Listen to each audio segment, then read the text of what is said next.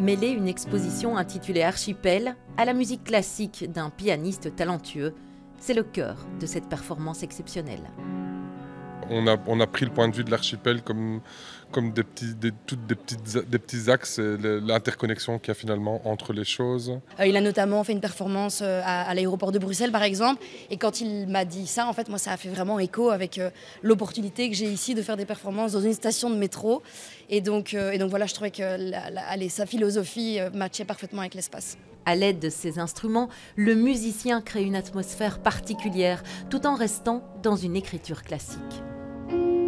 C'est beaucoup de piano et une petite interlude, et je mets des samples aussi avec des textes et des voix, voilà, pour susciter justement des réflexions. Le morceau précédent, avant l'hypnagogie, il y a le tram qui est passé et c'était le bon timing, c'était merveilleux.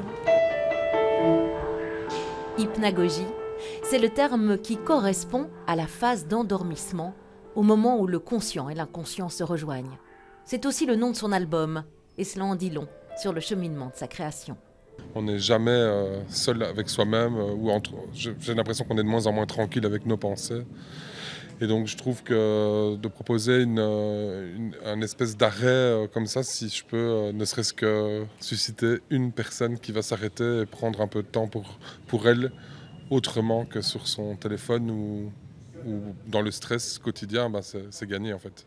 Et ce sont des dizaines de passants qui se sont arrêtés, le temps d'un instant, le temps de ces 20 minutes de concert, et les impressions sont unanimes.